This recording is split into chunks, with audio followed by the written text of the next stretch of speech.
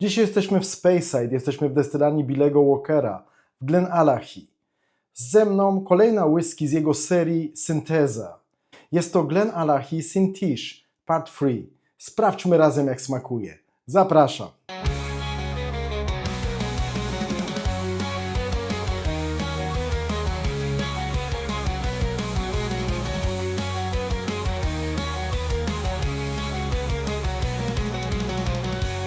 Witam serdecznie w kolejny piątek, tutaj Marcin.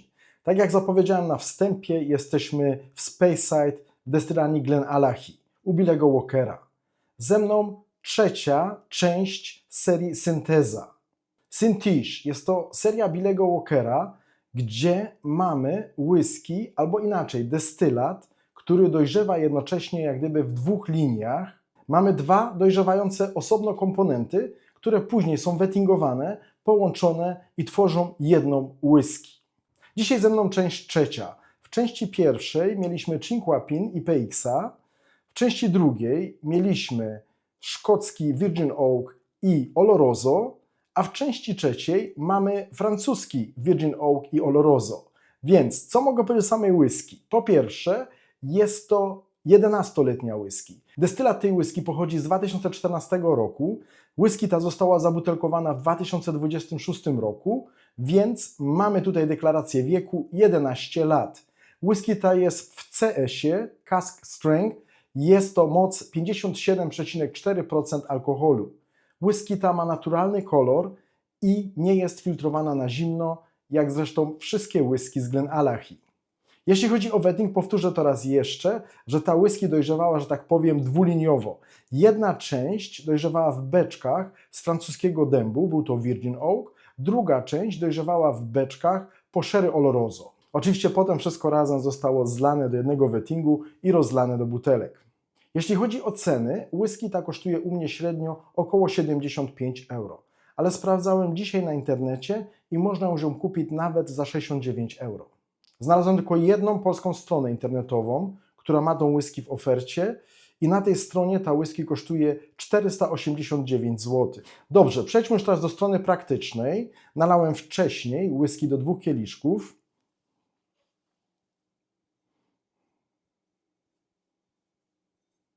Sprawdźmy, jak jest na nosie.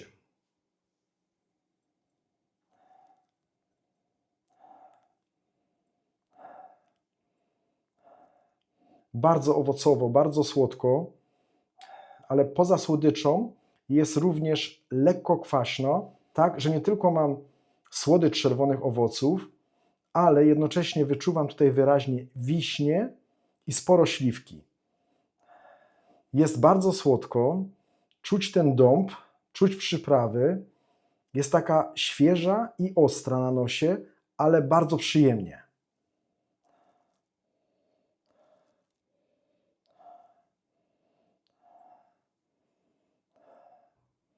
Ma 57,4% alkoholu. Czuć troszeczkę takiej ostrości, takiej przyprawowości od dębu, ale nie mogę powiedzieć, żebym czuł, że ta whisky ma prawie 60% alkoholu. Bardzo fajnie. Teraz bardzo fajnie sam destylat. Takie klimaty Sherry Oloroso, takie ciężkie czerwone owoce, troszeczkę politury, ale jest tu sporo dębu, takiego świeżego dębu i mam świeżość tego dębu, która się łączy jednocześnie, nie wiem jakby to powiedzieć, z takimi zapachami toffee, z zapachem cukru, ale takiego ciemnego, brązowego cukru. No i są takie momenty właśnie jak teraz, kiedy mam taką typową Sherry Oloroso, chociaż nieco jaśniejszą, no trzeba powiedzieć, nie jest to taka typowa sherry bomba, taka ciężko czerwono-owocowa. Bardzo przyjemnie, bardzo fajnie takie suszone owoce. Mamy tutaj daktyle, mamy figi, mamy rodzynki, ale mamy też taką świeżość wiśni, mamy taką świeżość śliwki i bardzo fajnie ten dąb. I powiem szczerze, nanosi się to świetnie równoważy. I z jednej strony są tu takie klimaty typowej sherry bomby, takie czerwono-owocowej sherry bomby, ale jest tu jednak nieco jaśniej, a świeżość tego dębu plus ta słodycz naprawdę czyni ją taką orzeźwiającą.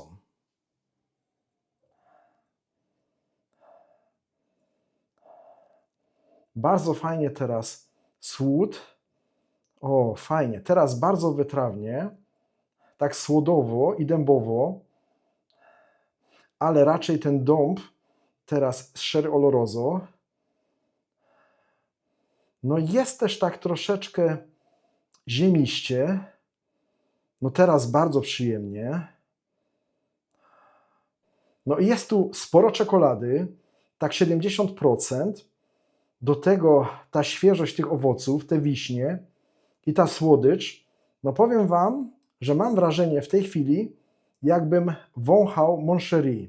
Takie rozgryzione Moncherie, gdzie jednocześnie czułbym i tą gorzką czekoladę, właśnie taki likier wiśniowy, tą wiśnię i coś tego syropu, takiego słodkiego syropu. Z tym, że robi wrażenie takiej lżejszej, takiej świeżej. Whisky ta ma 11 lat, ma 57,4% alkoholu, no i muszę powiedzieć, muszę przyznać, że alkohol jest fajnie ułożony. Oczywiście, no czuję, że tu mam więcej niż 46%, ale naprawdę fajnie to gra. Oczywiście mam tutaj tą świeżość, ale taką świeżość owocową, taką słodycz i ten dąb i przyprawy tego dębu. No teraz no wyczuwam i również sporo wanilii, jednocześnie i wanilia, i wiśnia. Teraz i cytrusy. O, bardzo fajnie teraz. Mam i pomarańcze. Ale przyjemnie. Taki dżem pomarańczowy. Taki dżem pomarańczowy, w którym mamy jeszcze i skórkę z pomarańczy. Bardzo przyjemnie. No dobrze. Sprawdźmy, jak jest na języku.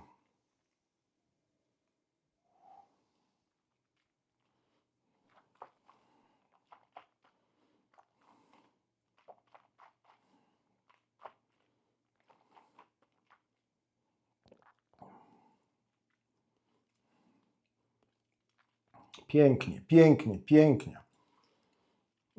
Na początku, zanim jeszcze przełknąłem, czułem wyraźnie Moncherie, ale po samym przełknięciu bardzo fajnie czekolada, taki biszkopt czekoladowy, do tego wiśnia, taka kremowość. Ta whisky jest bardzo gęsta, oleista, a jednocześnie jest i świeża.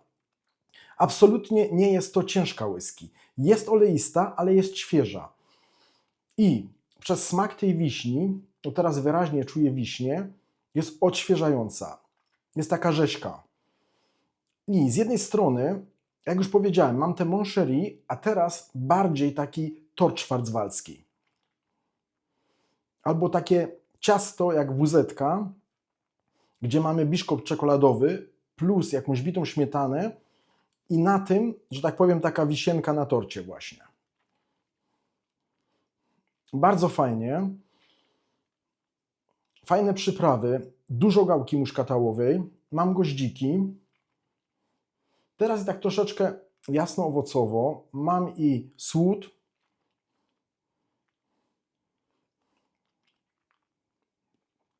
Jest i coś miodu, ale jest to miód wrzosowy. Jest i tak troszeczkę ziołowo. Bardzo fajnie. Na finiszu gorzka czekolada, trochę espresso, moka i orzechy laskowe. Prażone orzechy laskowe. Bardzo fajnie i powiem, że o ile na nosie miałem sporo takiej świeżości tych przypraw z Virgin Oak, z tego dębu, to na języku było bardziej łagodnie. Nie wiem, być może skoncentrowałem się na tym, aby wyczuć te smaki, jakie mam tam owoce. Nie wiem, może przy drugim łyku teraz na tym się bardziej skoncentruję, jak było z ostrością, z odbioru tego alkoholu, ale poza goździkami czy gałką muszkatałową nie czuję absolutnie tutaj pieprzu albo jakiegoś imbiru. Bardzo fajnie ułożona, 57,4% alkoholu, no świetnie się pije. Fajnie, że to nie jest taka zupełnie ciemna sherry bomba. Ona jest naprawdę świeża, ona jest naprawdę lekka, pomimo tego, że ma tyle procent. No dobra, wiecie co? No tak to już ze mną jest. Miałem przygotowany drugi kieliszek, to znaczy mam tutaj odrobinę Sintiche Part 3, ale tym razem z wodą.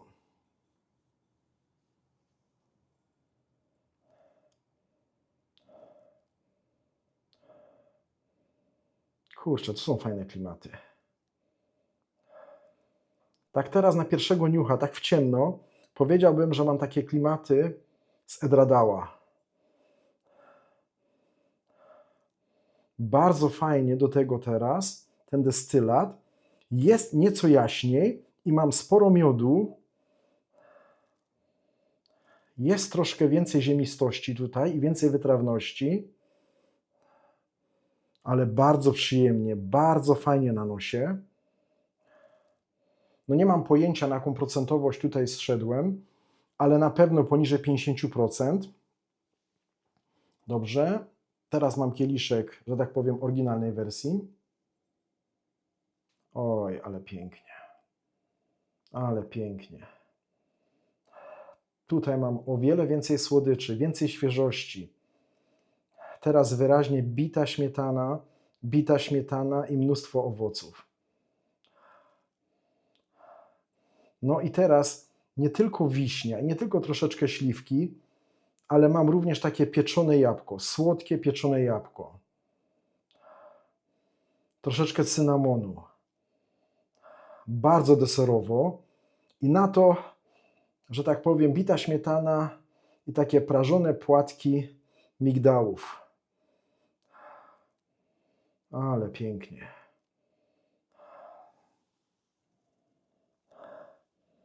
Tutaj teraz ciemna czekolada, czerwone owoce,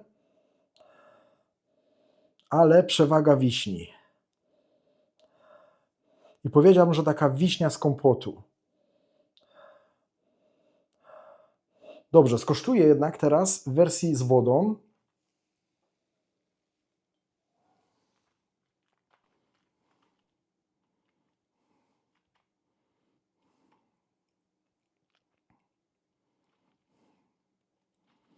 Bardzo fajnie, bardzo fajnie. Tutaj raczej jest troszeczkę ciężej.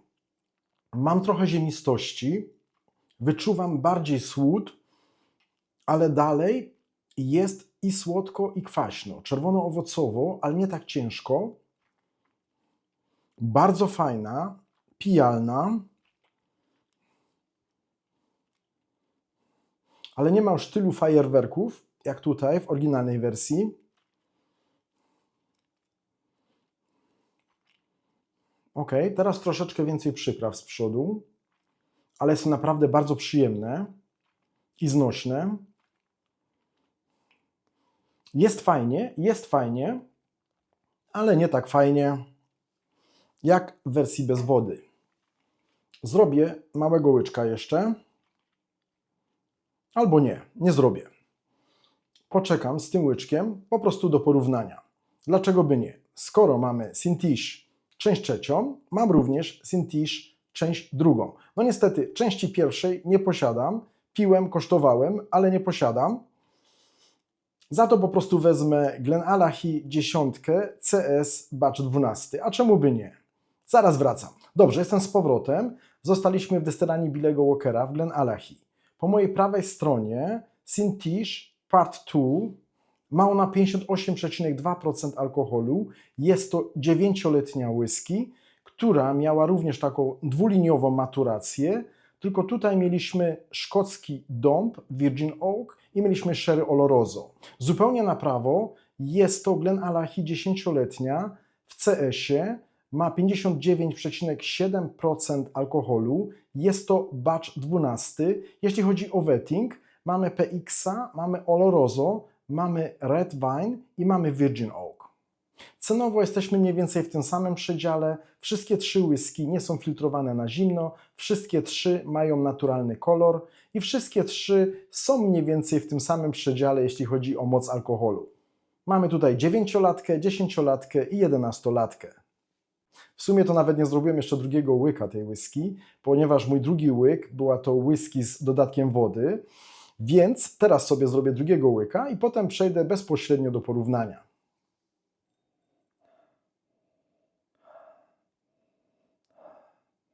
Ale muszę powiedzieć, słuchajcie, to są świetne klimaty, to są takie typowe klimaty dla Billego Walkera, takie typowe klimaty Glenallachie w jego wydaniu, ale tutaj ten Virgin Oak robi swoją robotę. Mam wrażenie, że o wiele większą niż w dwójce, zaraz to sprawdzimy. Mam więcej świeżości i naprawdę dodaje to jakiegoś takiej jasności. I naprawdę dodaje to tak troszeczkę światła, takiej lekkości. Bardzo mi się to podoba.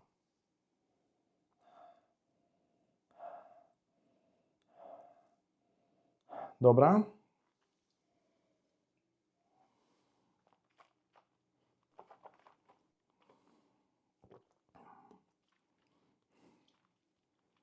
Bardzo fajnie, bardzo fajnie.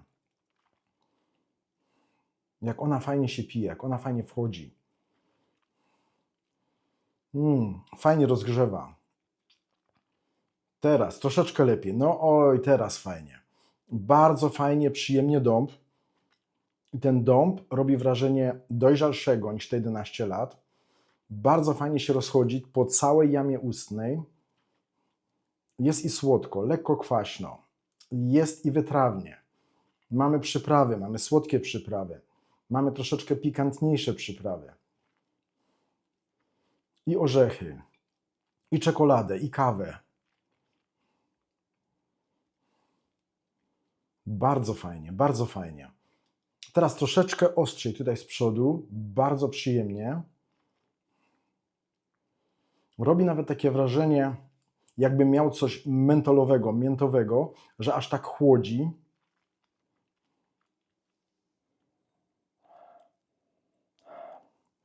Świetna whisky, świetna whisky. No dobra, to teraz wezmę do mojej prawej ręki Sintiche Part 2, część drugą. No i zobaczymy, która lepsza.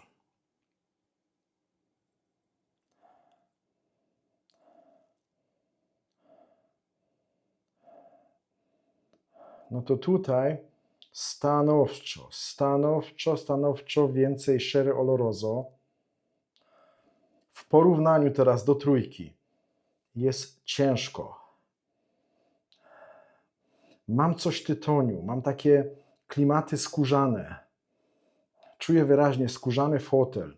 Czuję gdzieś tutaj jakieś cygaro i mnóstwo czerwonych owoców i taką sherry bombę, którą mam przy sobie po prostu.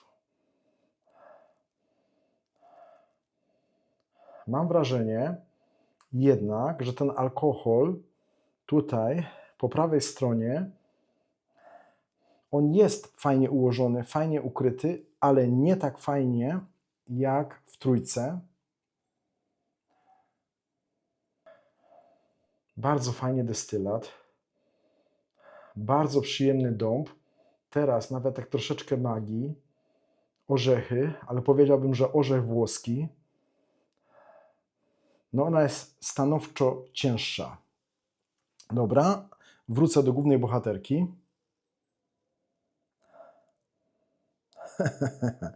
No słuchajcie, no. Tu mam prawdopodobnie teraz whisky, która ma maksymalnie 46% ABV.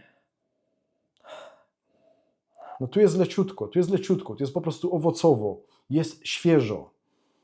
I ten Virgin Oak robi świetną robotę. Tutaj gdzieś tak mam z tyłu troszkę jakichś przypraw, troszkę takich, nie chcę powiedzieć takiego pazura, troszkę takich kantów. Ale tutaj na pierwszym planie sherry bomba. No ona jest fajna, ona jest świetna, no jasne. Ale ile tu jest świeżości. Pięknie, po prostu pięknie. No to muszę powiedzieć, na nosie trójka podchodzi mi bardziej. Dobra, przejdę teraz zupełnie na prawo. W mojej prawej ręce ta whisky jest to Glenallachie 10-letni CS w mocy prawie 60%, 59, niech spojrzę, 59,7% ABV.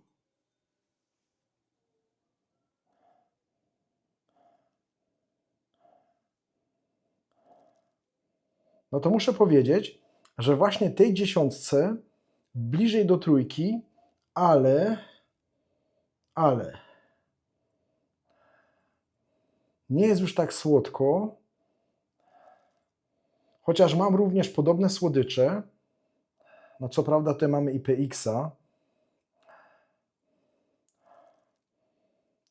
O teraz bardzo, ale fajnie teraz. O, teraz wyraźnie czuję PX-a. Ale no muszę powiedzieć, że bardziej tutaj wyczuwam alkoholowość. Mam wrażenie, że nie jest tak dobrze ułożona. No mam wrażenie, odczuwam to w tym momencie tak, że nie jest tak dobrze ułożona jak ta po lewej stronie. A muszę jeszcze dodatkowo powiedzieć, że ta dziesiątka w CS-ie jest już u mnie ponad pół roku, o ile nie 8 miesięcy, a ta whisky jest u mnie maksymalnie tydzień. Ale fajnie teraz. Orzechy. Co ja mam z tymi orzechami dzisiaj? No muszę powiedzieć, ta jest fajna, świeża i mam wrażenie, że jest tak fajnie zbalansowana. Bo tutaj mamy tak wszystkiego po trochu, ale fajnie to gra. I ona nie jest ani przesłodzona, ani, że tak powiem, nie mam tutaj za dużo owoców, ani za dużo dębu. Mam wszystkiego po trochu i powiedziałbym, że fajnie zbalansowane. Ale moim zdaniem, mimo wszystko, nie jest to tak fajnie ułożone, jak tutaj po lewej stronie.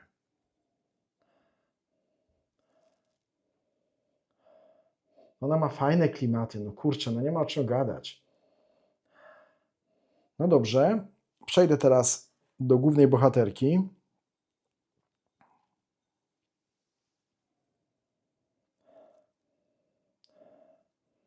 To powiem tak, ona nie ma takiej szerokiej palety jak ta dziesiątka, bo trzeba powiedzieć, tam mamy troszkę tego PX-a, mamy beczki po czerwonym winie, ale to, co ona oferuje, mamy tutaj dwa rodzaje beczek, jest to bardziej intensywne i takie bardziej do celu.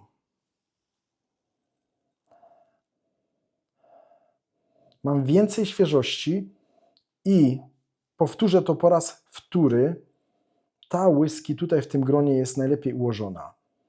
Dobrze, możemy powiedzieć, bo jest najstarsza. Ma rok więcej niż dziesiątka i 2 lata więcej niż ta dziewiątka. No świetnie, no świetnie. Ale fajnie. Dobra, wrócę do dziesiątki, tak z ciekawości już.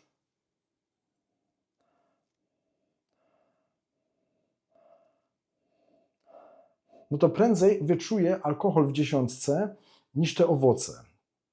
Po prostu owocowość i świeżość i słodycz tej whisky jest dużo większa niż dziesiątki.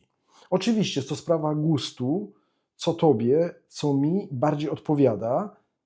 Na dzień dzisiejszy, teraz na nosie, w tym momencie, ta tutaj w tym gronie moim zdaniem jest najlepsza. Dobrze, o ile dobrze pamiętam, ostatnio kosztowałem właśnie tej trójki, to skosztuję, jak smakuje teraz dwójka. Ale jednak przyłożę jeszcze na chwileczkę do nosa.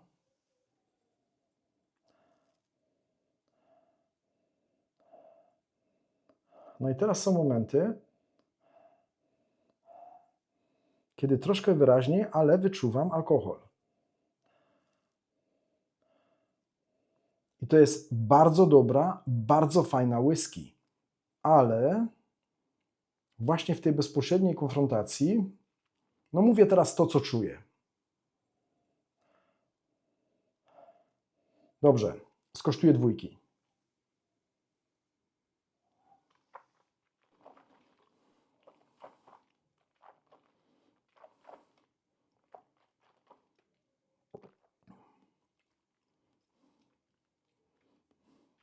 Ona jest bardzo dobra, bardzo fajna. Na języku jest fajnie. No nie mogę mówić.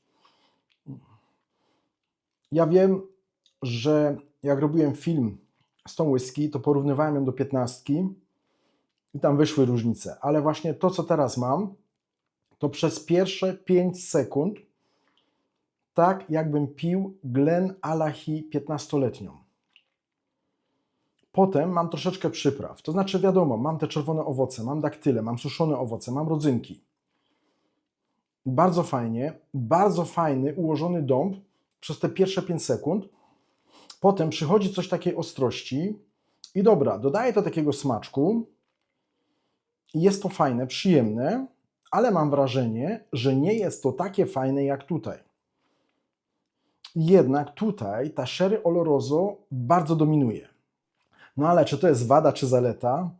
To jest to naprawdę subiektywna sprawa. Na co masz ochotę? Co lubisz? Jakie whisky preferujesz? Jeśli ktoś lubi takie sherry bomby, będzie bardzo, bardzo, bardzo zadowolony właśnie z tej whisky. Dobrze. Mam ochotę.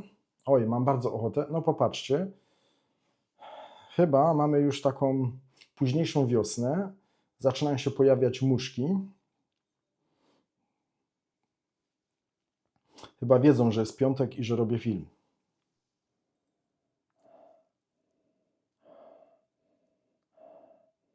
Nie wiem, ale tutaj jest jaśniej. No ale teraz, nie, nawet nie przez moment, teraz bardzo wyraźnie czuję anyż. Nie wyczuwałem absolutnie tego wcześniej. Nie wiem, może przez tą kombinację. No dobrze, skosztuję trójki.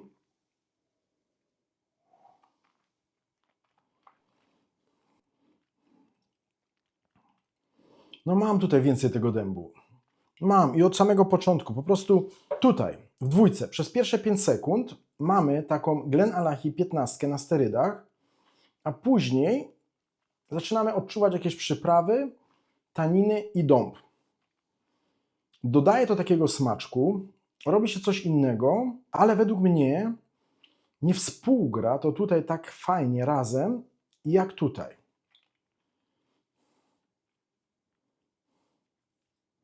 Tutaj mam wszystko razem. Jest to naprawdę synteza. Czuję wyraźnie i te Sherry Oloroso nie tak mocno jak tutaj. No czego nie wiemy? No czego nie wiemy, jak to wygląda procentowo. No powiem szczerze, a sam jestem ciekawy. Jeśli wiecie, dajcie znać w komentarzu. Bo tutaj mam wrażenie, jakby było tak 50-50.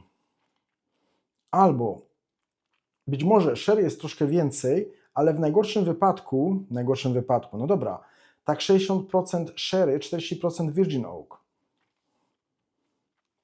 To w porównaniu do tego mam wrażenie, no przyznam się teraz, nie doczytałem, nie wiem, czy można gdzieś to doczytać. Jeśli coś doczytam, to może to wkleję w komentarzu. Jeśli wy coś wiecie, napiszcie o tym w komentarzu, ale mam wrażenie, że tutaj 70-80% to jest po prostu Sherry Oloroso. I teraz czuję to bardzo wyraźnie, kiedy zestawiam te dwie whisky ze sobą. Tutaj znowu ten francuski Virgin Oak robi świetną robotę. I mam wszystko razem cały czas.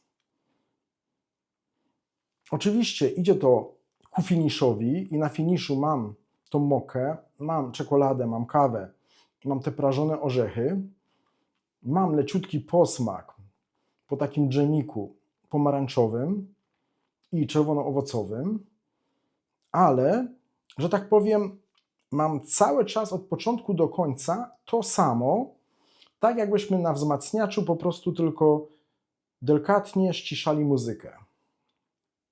Nie wiem, czemu wpadłem teraz na wzmacniacz, no ale tak po prostu jakby ta whisky, smak tej whisky tak delikatnie się wyciszał. Tutaj mam takie dwie fazy.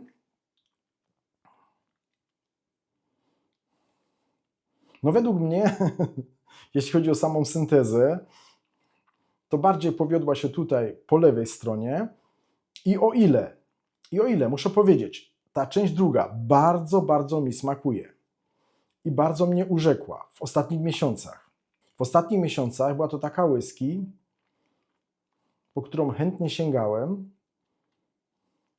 gdzieś na koniec, żeby zrobić sobie małego drama i mieć tą wisienkę na torcie.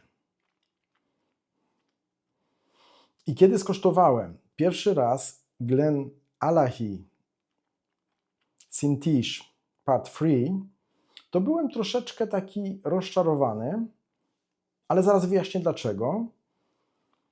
Że pomyślałem sobie, oj, kolejna whisky Billego Walkera i z tej samej szuflady.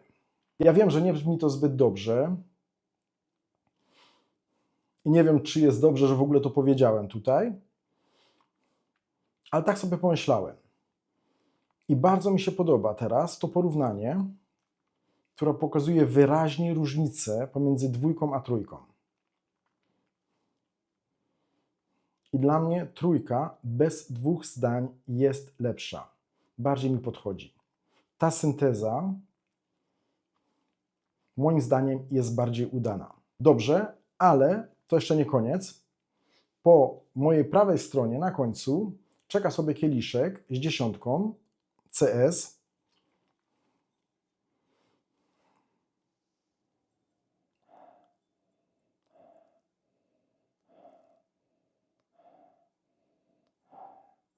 No ale muszę teraz znowu przyznać, właśnie, jak mówimy już o tych szufladach, no to ta 10 teraz jest całkiem fajna. Bo oferuje coś innego.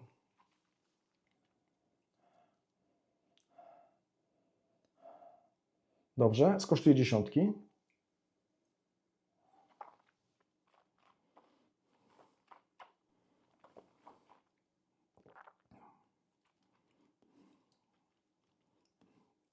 Oj, tutaj jest ostrzej. Tutaj odczuwam więcej alkoholu niż w tych dwóch wypustach. I nie mówię o tym, że ta whisky ma najwięcej alkoholu, bo ma 59,7. Ale na języku, oj, sporo przypraw, więcej tanin, więcej dębu niż w tych tutaj. Bardzo fajnie ten tort szwarcwaldzki tutaj, ale nie tak bardzo odczuwalny jak tutaj, albo i tutaj. Powiem tak, oj, sporo przypraw, bardzo dobra, ciekawa, ale teraz w tym zestawieniu robi wrażenie najmniej ułożonej na języku. Mam najwięcej przypraw, mam troszeczkę pieprzu, mam i imbir, mam troszeczkę goryczy, odczuwam więcej tanin. Bardzo fajna, ciekawa, świetna whisky, nie ma o czym gadać.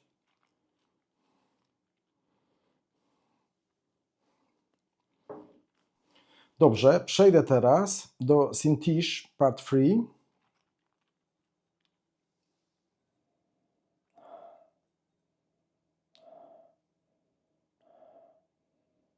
Mnóstwo rodzynek teraz. Rodzynki i skórka z pomarańczy. Sporo miodu.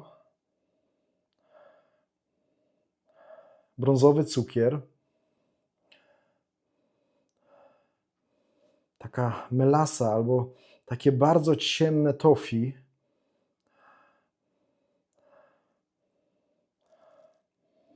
I będę się powtarzał do znudzenia. Na nosie robi wrażenie najlżejszej. Dobrze, skosztuję.